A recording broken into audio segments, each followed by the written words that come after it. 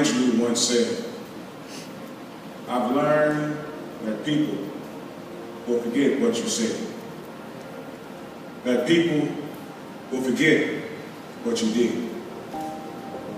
But people will never forget how you made them feel." Greetings and the utmost admirations to you and yours.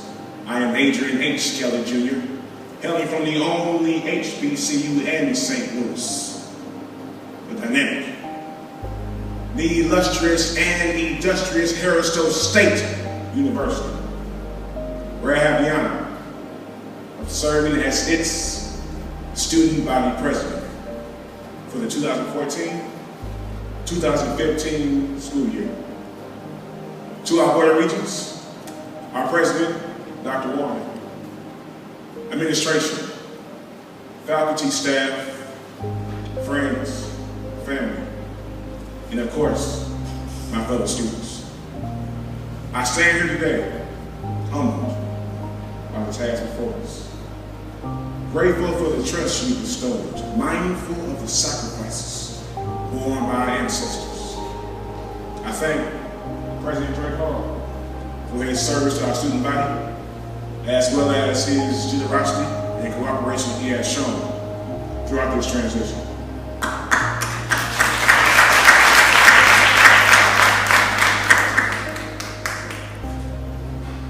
As you notice, our inauguration is called Mad Inauguration. Mad is not angry, it's the complete opposite. This MAD stands for motivated, which stands for the M in MAD. Assertive, which stands for the A in MAD. And determined, which stands for the D in MAD.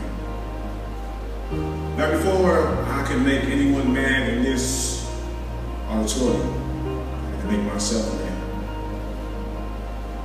Let me tell you a story. One young man grew up in the city of St. Louis, Central West End, the west side to be exact. Went to high school, never missed a day. Graduated from high school with a 2.3 GPA. Getting kicked out of the residence halls and on the verge of being kicked out of school.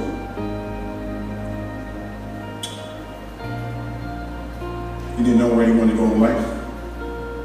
He didn't know what he wanted to do.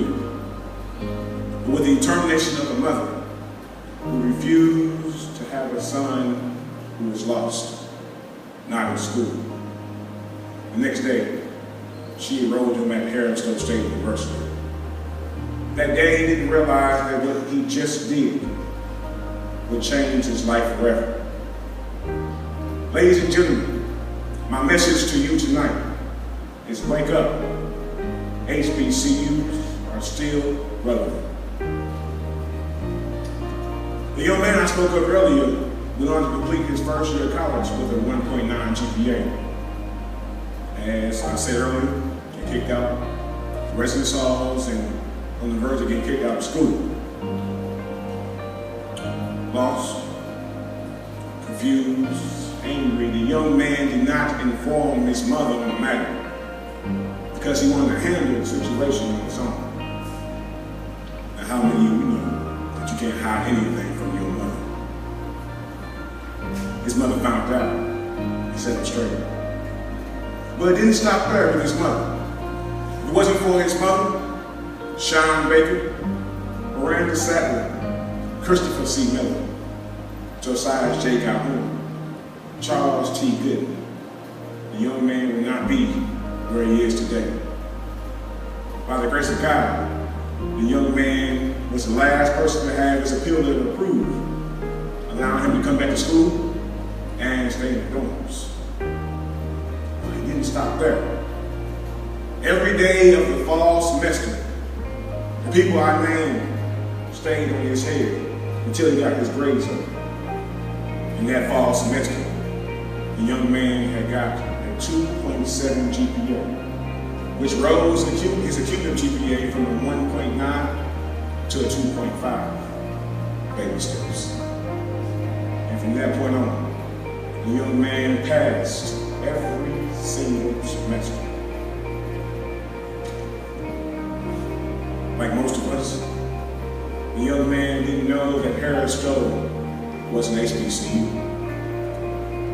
He didn't know that the land Harris-Stowe currently sits on today was historically the Laclede Town Project, which housed low-income families. He didn't know that the baseball field that we currently have, which is home of the Harris-Stowe Hornets, was historically used by the Negro Baseball League, home of the St. Louis Spirits, with the infamous Cool Papa Bear, who led the Stars to league titles in 1928, 1930, 1931. Or David Peaston, who in 1990 won a Soul Train Music Award for Best New Hip Hop Artist or R&B Artist. He was known for his songs, Two Wrongs Don't Make It Right, and Can I? And was also a Harris-Stowe alum. Like most of us in this nation, most of us forgot the history that lies in our current institution. Currently, there is a national debate about the relevance of HBCUs and the value of its degree. On Twitter, I read a post that was disturbing. It stated that the value of an HBCU degree is not equivalent to a PWI's. For those of you who are not familiar with the term, PWI stands for predominantly white institutions. And that was from someone who looked like you and I. Today we have lost the meaning of attending an HBCU. We lost why attending an HBCU is so important. We lost why seeing all of the HBCU graduates in this great nation prove by their statistics they try to pin on us wrong.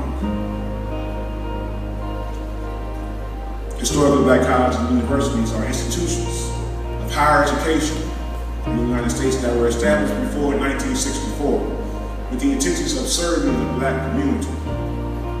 Historically, they admitted all races, and in recent years, some have lost their black majorities. HBCUs are a jewel in the cap of American higher education, despite the scars from centuries of discrimination and accessibility heaped upon the African American families. The contribution these schools make to the fabric of American life are indisputable. HBCUs, through their spirit and their numerous programs and services, are especially significant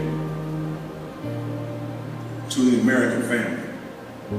These institutions are models of perseverance, hard work, quality instructions, meaningful research, and service to their communities, which is a majority cornerstone in the American family. The key phrase I just said was the majority cornerstone in the American family. HBCUs are the cornerstone of not only the African American community, but of all communities. Harris-Stowe State University is the cornerstone of not only the African American community, but of all communities in St. Louis. Harris-Stowe is strongly committed to meeting the greatest extent possible to the needs of a student population that is diverse in age, culture, ethnicity, exponential backgrounds. Harris-Stowe is committed to providing a high-quality higher education experience that is both affordable and accessible to the diverse population within and beyond the St. Louis region. The university seeks to accomplish this overarching goal through an extensive academic support program, a college preparatory academy for urban youth, supervision of student progress, and through many community outreach and collaborative partnerships. To sum all of this up, Harris-Stowe opens its doors to students like the young man I told you of. When no other university wanted to give him a chance. Harris-Stowe did. When other schools turned their back on him, Harris-Stowe came to him with open arms. When no other school could see the potential in him that he didn't see in himself, Harris-Stowe did. That's what we do.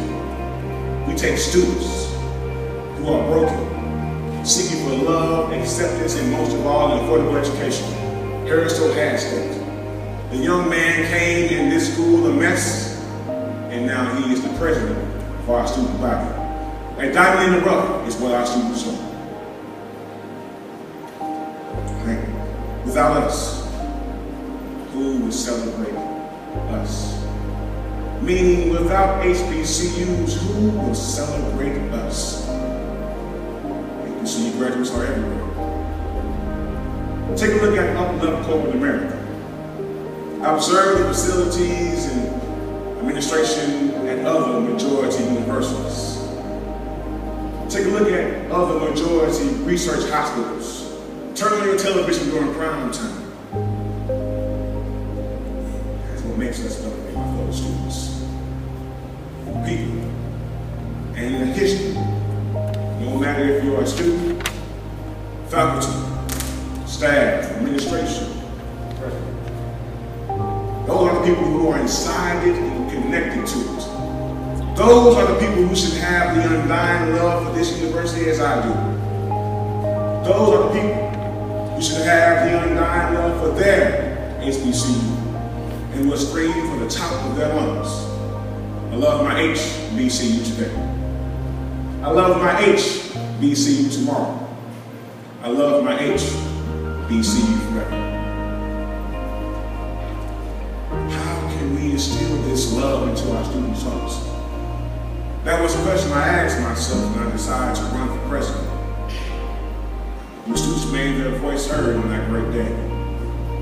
That great day they heard the madman be our leaders.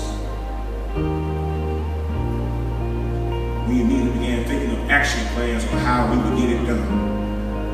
For instance, I wanted to update the student body constitution, which, by the way, we have a new constitution written up, prepared to present, to be voted on, and prepared to take effect this year. We wanted to have more shared governance amongst the student body. So within the Constitution, we have created branches. We had the executive branch, which I'm the head of, the legislative branch, which is the student body, and judicial, which is the law that makes everyone abide by what's going on in our Constitution. Within the Constitution, we also have departments that we would hit key areas, and that would hit key areas in every inch of this campus. This past summer, I had found a group of students who share the same passion as I do.